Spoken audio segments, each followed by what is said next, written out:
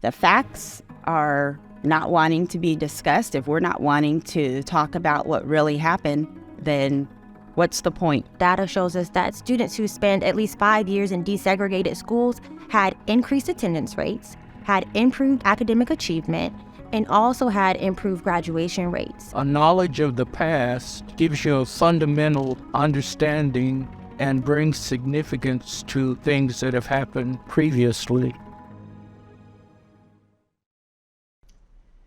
Growing up in Flagstaff, as I can recall, was a very happy time in my life. Most of the people in our neighborhood at that time was African Americans. It was a defined community. Going north, you didn't go past the tracks. And so we don't have that defined community as a black community any longer. The churches are there still in the area, but the people are gone. There have been people that came from the South that said that Arizona was as segregated and as bad as any place that they had ever been in the South. We just knew they didn't have the white and the colored signs and the water fountains like that. But we knew where we could not go. We lived in Central Phoenix at a time when housing was segregated.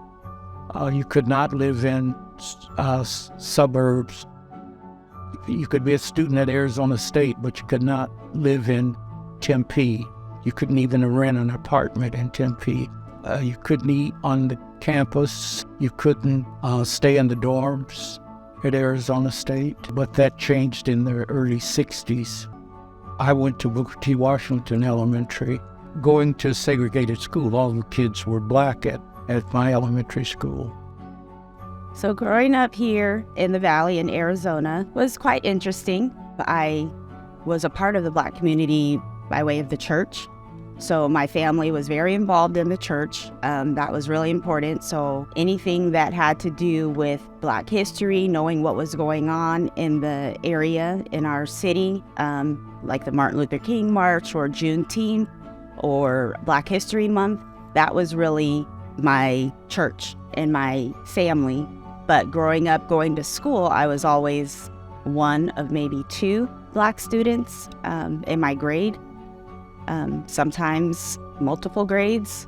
I embraced my blackness, I guess you would say, but school always made me feel a little out of place.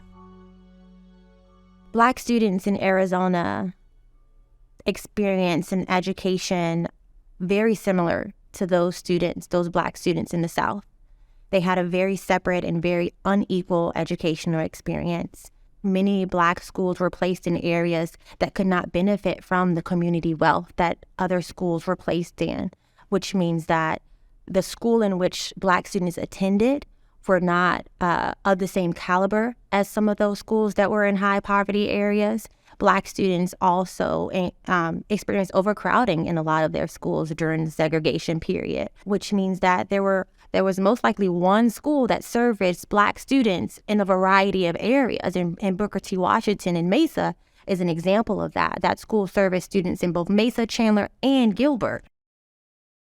The reason it was difficult is because we could not understand how we would be segregated from the first grade until junior high.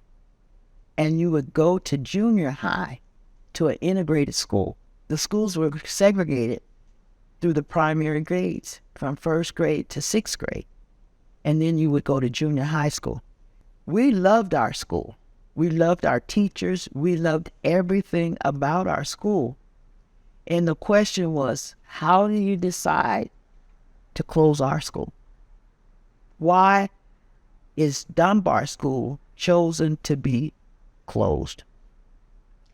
And so when we integrated, we were given a choice of which elementary schools we wanted to attend in Flagstaff. It was a difference because I had no black teachers at that time. There was no administrators there. So I went from an all-black school to an integrated school. And I did not feel that those teachers understood us, like where we were coming from. But as I got older, I really wondered about, was it better or not?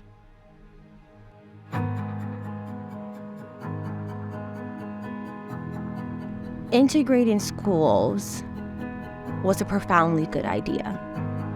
I have a 5-year-old who will be entering kindergarten amongst students that both look like him, who serve as mirrors, and that don't look like him, who serve as windows. Integration allowed for this to happen. Studies and data and research, longitudinal research shows us that children need to be in diverse atmospheres in order to truly grow and thrive and reach their full potential. This means that they need the opportunity to speak to someone that's of the same race with them and make that connection and feel like they're at home at school, but they also need the opportunity to learn from someone who's different from them and be able to enrich their thinking and maybe break down some biases that they may have. Being the only Black student in my class, most of my elementary years was uncomfortable. I felt like I had to represent all Black people.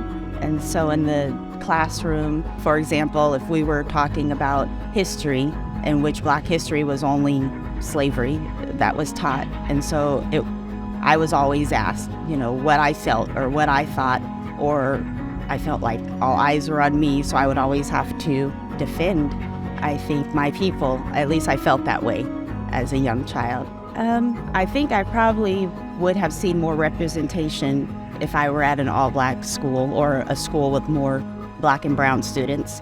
I think in my entire K-12 education, I had 2 Black teachers. And so I know if I were at a predominantly Black school, I probably would have seen Black teachers, Black principals, and the representation would have been there.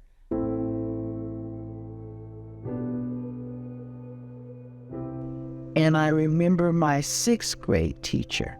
I decided I wanted to play a musical instrument, so I chose the trumpet.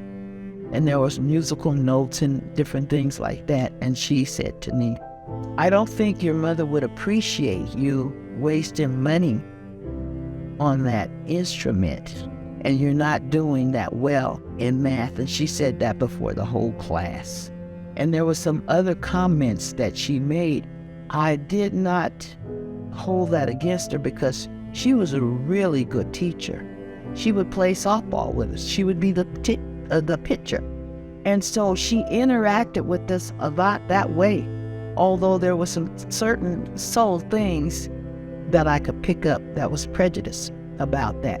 So that was the most difficult time, moving from this location to an integrated school. Because most of their teachers don't look like them, I believe that there are a lot of implicit biases that come with that, microaggressions, things that are said in class that maybe aren't directly discriminating, but it makes the child feel some kind of way, or it kind of deflates their bubble for the day. Once they are at school and they feel deflated and feel like they can't succeed, I think that their motivation is kind of drained. They don't feel like school's relevant. They don't feel like there's anyone that's going to fight for them or help them be successful. So I think that's one reason why the dropout rate is higher for us. I moved to Arizona in 2012. I was called to be a part of an organization called Teach for America. And Teach for America has highlighted or identified several different regions in which high-quality educators were needed to come and help close the achievement gap. Phoenix was one of those locations. My calling and my purpose back then is still rings true today, and that's to do my part to help close the education inequity gap for our students, especially students of color. The truth is we're still seeing a large achievement gap with Black students compared to their white counterparts. And I think that's largely because although schools are desegregated, they're kind of still segregated if we think about the truth behind redlining and the areas in which students live. And then also there are disparities in terms of suspensions. Black students, in particular Black boys, are being suspended at much higher rates than their white counterparts or non-minority counterparts. Why is that still happening? I think we still have a lot of work to do in terms of teacher preparation, in terms of making sure that we have teachers in the classroom building those enduring relationships with students. I went back into education because I knew that I was good with children. I knew instinctively that being a teacher was my calling. I think I just didn't want to answer it right away. It's kind of overwhelming sometimes because every school that I have taught at, I'm either 1, 2, 3 of the Black teachers at the entire school. You want to help all of the students that look like you, and it's impossible being one teacher. And so you end up getting the students that are labeled behavior problems because they think you're a good teacher and you can handle it. So it just kind of becomes a little overwhelming because you can't help everybody, you know. I think we need more Black teachers. I think we need more Asian teachers. I think we need more Hispanic teachers. I think we need more Indian teachers. I think we do need a more diverse pool of teachers so that students have the opportunity to, again, see themselves through someone and also have a different experience by having a window opportunity to experience a different culture. It's hard to have a solution for a big, gigantic, complex puzzle. It has to be broken apart and it has to be remedied bit by bit. And I think it can be done. We've come a long way, but we do have quite a ways to go in terms of closing the achievement gap, lessening the educational disparities that our students face, and overall brightening the world. There may be a bunch of us teachers reviewing curriculums, and I may be the only one that is speaking up for the diversity or the lack of diversity in the curriculum. No one else sees it. So I feel like I have to speak up for our children so that they see themselves when they're learning.